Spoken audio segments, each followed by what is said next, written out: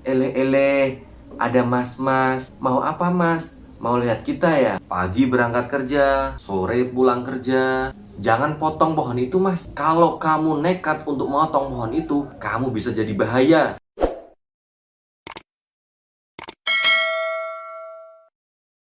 Kamera roll, audio on. Assalamualaikum warahmatullahi wabarakatuh. Masih di channel Wingit Misteri bersama saya Umam sebagai host kali ini yang akan membawakan cerita misteri. Pengalaman cerita kali ini datang dari paman saya. Paman saya ini dulunya pernah bekerja di luar pulau sebelum dia sukses seperti sekarang. Jadi paman saya ini waktu masih muda merantau nih, dia merantau di luar pulau, tepatnya di Kalimantan. Sebut saja paman saya ini, atau biasa saya panggil Om, sebut saja dia bernama Agung. Waktu itu Om Agung ini keterima di sebuah pabrik semen yang berada di luar pulau. Karena dia sudah hampir 1 tahun menganggur, dia sangat senang sekali mendengar kabar dia keterima bekerja di pabrik ini. Setelah meminta izin dan membujuk kedua orang tuanya untuk mengizinkan dia bekerja di luar Jawa, akhirnya Om Agung ini berhasil mendapatkan izin dari kedua orang tuanya dan bekerja merantau di luar Jawa. Maka berangkatlah Om Agung ini untuk mengikuti tes seleksi di kotanya. Setelah melewati serangkaian tes dan ujian dari banyak peserta, Om Agung inilah yang menjadi salah satu kandidat yang lolos nih teman-teman. Bukan cuma Om Agung saja, kandidat-kandidat lain juga banyak yang lolos dan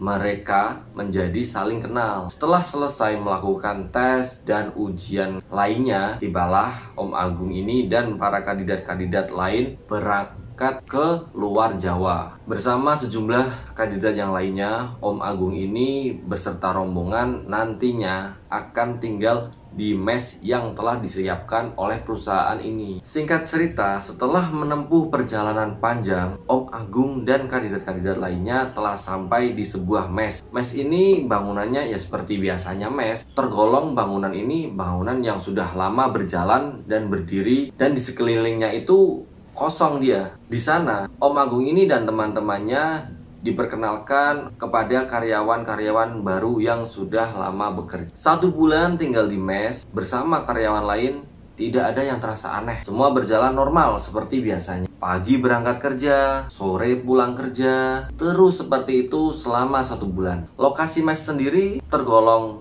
lumayan jauh dari tempat Om Agung ini bekerja, dan lokasi mes sendiri memang jauh dan terpelosok, tapi ada desa-desa yang mengelilingi sekitaran mes itu. Singkat cerita, 1 bulan berlalu, Om Agung bekerja sebagai karyawan di pabrik semen itu. Tiba-tiba dia dipanggil oleh SPV atau mandor di situ yang kita sebut saja namanya adalah Prapto. Prapto ini juga bukan orang asli daerah sini. Dia juga adalah seorang perantau. Hanya saja dia sudah lama merantau, sekitar lebih dari 5 tahun daripada karyawan-karyawan lain. Siang itu Pak Prapto mengajak Om Agung dan salah satu teman Om Agung yang bisa kita sebut saja kawan Om Agung ini adalah Budi. Om Agung dan Budi diajak oleh Pak Prapto yang sebagai SPV di sana atau mandor ke suatu tempat yang tak jauh dari mes mereka. Mereka berdua terlihat bingung kenapa mereka dipanggil. Namun Pak Prapto tidak mengungkapkan alasan kenapa mereka berdua ini dipanggil. Om Agung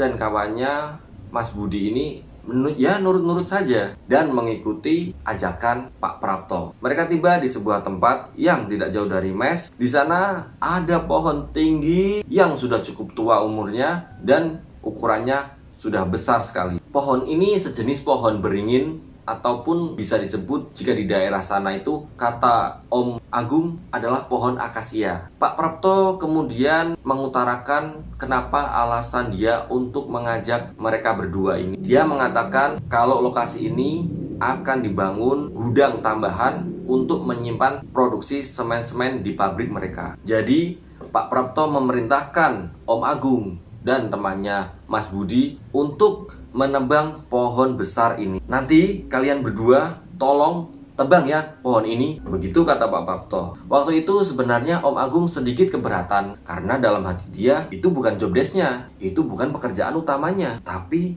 Kenapa dia yang disuruh? Sedangkan dia masih ada pekerjaan utama di pabrik yang harus dia kerjakan. Saat Om Agung masih memikirkan untuk penolakan, si Mas Budi ini langsung menyetujui permintaan dari sang mandor, si Mas Prapto itu. Oke, baik bos, akan saya laksanakan. Kasih saya waktu 2-3 hari untuk menebang pohon ini. Karena memang Mas Budi ini orangnya penurut dan sedikit-sedikit penjilat juga sih ternyata. Pak Prapto pun dan Om Agung juga Mas Budi kemudian kembali ke posisi mereka masing-masing. Singkatnya, sore setelah pulang kerja, Om Agung ini kepikiran terus soal perintah dari mandor Prapto untuk menebang pohon yang notabene memang bukan pekerjaan dia. Saat dia pulang, dia memilih jalan yang tidak biasa dia lewati waktu itu. Karena memang dia mungkin sudah merasa bosan dengan jalan itu dan ingin mencoba jalur baru yang belum pernah dia lewati. Tapi memang dia sudah tahu arahnya itu akan ke mes tempat dia beristirahat. Waktu berjalan kaki untuk menuju mes, Om Agung ini bertemu dengan anak-anak kecil yang bermain di sekitar situ. Anak-anak kecil ini melihat Om Agung dengan tatapan yang menyeringai. Dengan tatapan yang menyeringai, tatapan sinis dari anak-anak kecil ini, serta tawa cekikikan dari anak-anak ini membuat hati Om Agung ini bertanya-tanya, kenapa anak-anak itu ya? Apa ada yang salah dengan saya? Sambil berlalu, Om Agung terus melanjutkan perjalanan dia menuju ke mes. Kemudian jalur itu membawa Om Agung ke sebuah tempat yang di situ terdapat rumah gubuk yang berdiri sendiri tanpa ada tetangga di kanan kiri. Di sebuah gubuk yang sunyi sepi itu terdapat seorang bapak-bapak tua yang sedang memberi makan ayam peliharaannya dia di halaman gubuk tadi itu. Awalnya Om Agung hanya berbicara di dalam hati kalau kenapa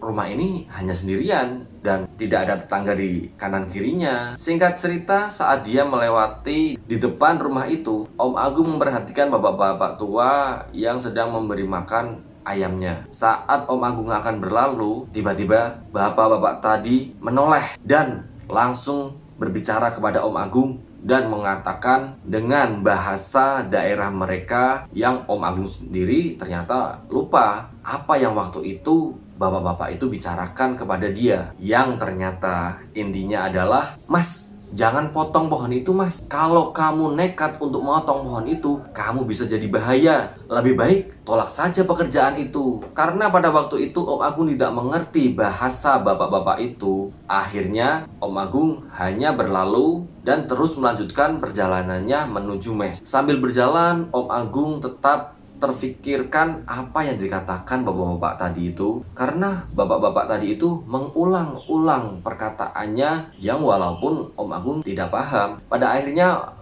Om Agung sampai di mes dengan rasa penasarannya yang belum terjawab. Singkat cerita, setelah sampai di mes, Om Agung melanjutkan istirahatnya dan di dalam istirahatnya dia melihat sesuatu di sebuah pohon beringin atau pohon akasia yang besar itu. Om Agung melihat banyak sekali perempuan yang bertengger di atas pohon. Mereka mengenakan pakaian putih dengan kaki bergoyang-goyang sambil duduk di atas dahan dengan tawa cekikikan. Awalnya Om Agung merasa dia salah melihat. Kenapa ada perempuan di atas pohon? Setelah dia mencoba untuk mengucek-ngucek matanya dan memastikan apakah benar yang dia lihat, sekali lagi dia tetap mendapatkan penglihatan yang sama. Rupanya benar-benar di atas pohon itu ada banyak perempuan-perempuan yang bertengger di sana. Dengan tinggi mereka yang berbeda-beda, ada yang gemuk,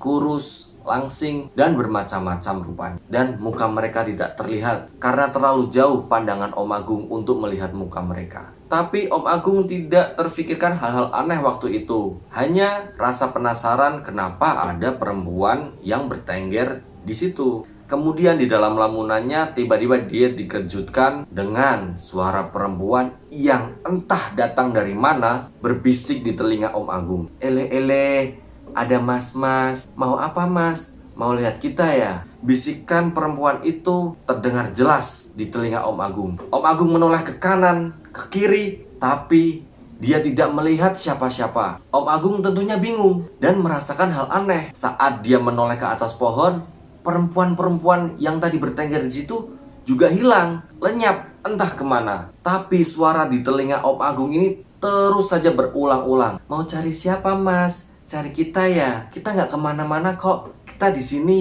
Om Agung waktu itu kebingungan sekali, mencari ke sana kemari, tetapi tidak ada sesosok pun yang nampak. Hanya suara-suara saja yang terdengar di telinga Om Agung. Saat mencari sumber suara yang tadi bergema di telinga Om Agung mulai merasakan bulu kuduknya merinding dan kakinya gemetar. Tapi Om Agung terus mencari dari mana sumber suara tadi berasal. Suara tadi terus menggema di telinga Om Agung, diikuti dengan tepukan di bahu Om Agung yang membuat Om Agung ini kaget setengah mati.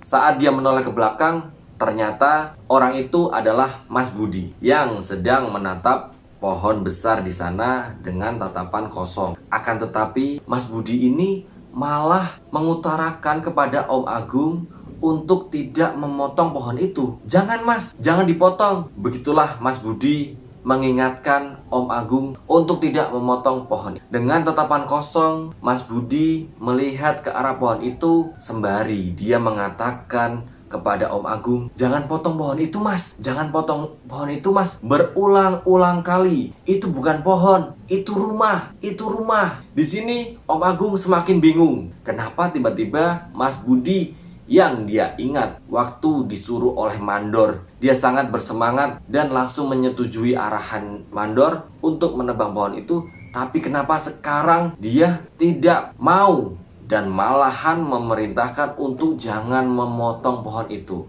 Saat Mas Budi mengatakan kata-kata itu berulang-ulang kali, sembari dia mengeluarkan darah dari matanya dan keluar busa dari mulutnya, Om Agung pun di sini hanya terdiam, membeku, tidak bisa melontarkan kata-kata apapun. Dengan gelagat dan tingkah aneh Mas Budi disertai dengan menertawai Om Agung di sini dia terbangun dari tidurnya. Om Agung pun bangun dengan keringat dingin membasahi seluruh badannya. Dari mimpi ini dia berpikiran ini adalah sebuah pesan yang tidak boleh diabaikan. Keesokan harinya Om Agung kembali ke pabrik. Dia berusaha tidak menceritakan mimpi yang dia alami malam hari tadi kepada karyawan-karyawan lain. Saat Om Agung bertemu dengan Mas Budi, di sini Mas Budi mulai terlihat aneh. Entah kenapa Mas Budi tidak bersemangat seperti kemarin. Entah Mas Budi ini kurang tidur atau apalah ya yang memang membuat dia jadi murung. Tapi memang pada dasarnya Mas Budi ini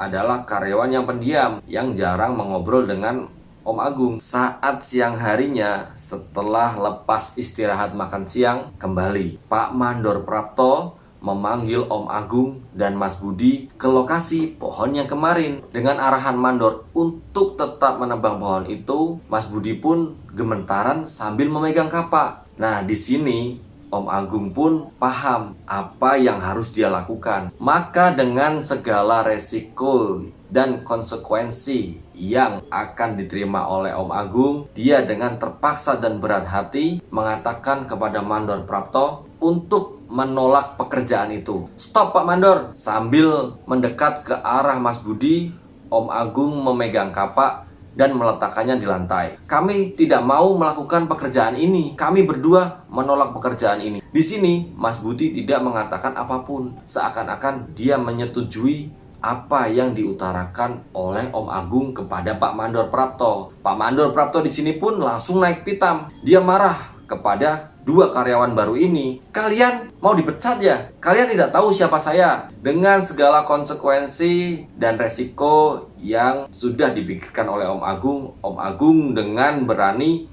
menjawab kepada Mandor Prapto, kalau memang kami harus dipecat, saya siap Pak. Mas Budi pun di sini mengangguk, mengiyakan kata-kata dari Om Agung. Di sini Mandor Prapto terlihat pasrah karena memang dia tidak bisa memaksa pekerja. Maka pada hari itu Om Agung dan Mas Budi pun tidak jadi melakukan pekerjaan menebang pohon beringin itu, atau bisa disebut pohon akasia. Dan kemudian mereka berdua melanjutkan pekerjaannya kembali ke posisi masing-masing. 1 bulan berselang, kemudian Om Agung mendapati kabar kalau pohon beringin atau pohon akasia itu telah ditebang oleh karyawan baru. Tapi sebuah rumor buruk kemudian menyebar, terdengar dari satu mulut ke mulut lain, yang konon katanya tak lama setelah pohon itu ditebang, saat pulang bekerja, satu di antara karyawan yang menebang pohon itu meninggal dunia pada kecelakaan tragis, di mana sebagian tubuh dari karyawan itu tergilas mesin penggilingan semen,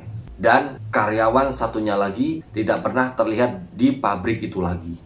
Kemudian ada kabar lain yang tak kalah heboh. Kabar aneh dan janggal datang dari Mandor Prapto yang sempat memberikan perintah kepada Om Agung dan temannya untuk menebang pohon tersebut, di mana kedua kaki Mandor Prapto ini lumpuh dan dari mulutnya sering mengeluarkan darah disertai dengan belatung dan serangga yang menjijikan. Entah dari mana serangga dan belatung itu berasal. Selain itu, Mandor Prapto sering berteriak-teriak saat di malam hari. Dia berteriak kalau dirinya dikelilingi oleh sesosok perempuan dengan muka yang buruk rupa dan wajah yang mengerikan. Om Agung sendiri, waktu dia pulang dari pabrik dan menuju ke mes, dia tidak sengaja bertemu anak dari bapak-bapak yang dulu pernah mengingatkan dia. Dan anak itu memberitahukan bahwa bapaknya coba mengingatkan si Om Agung ini agar tidak menebang pohon, karena memang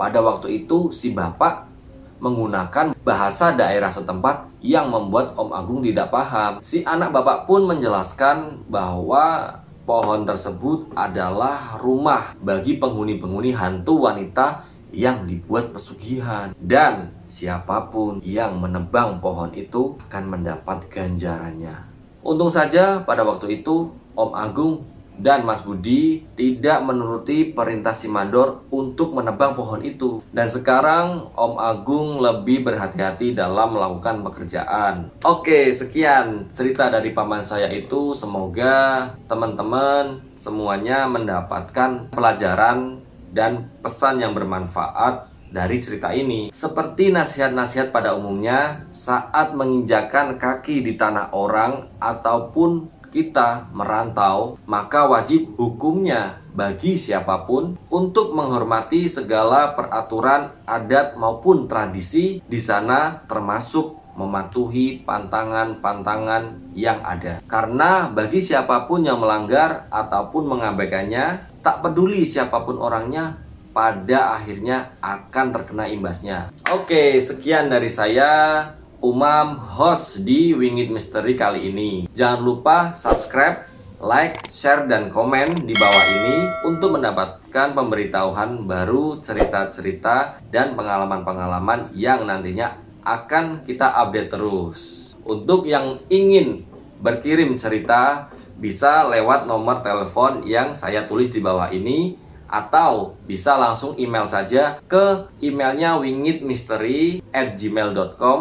Oke, sekian dari saya. Semoga teman-teman yang sudah mengikuti cerita saya dari akhir diberikan kesehatan dan banyak-banyak rezeki. Wassalamualaikum warahmatullahi wabarakatuh.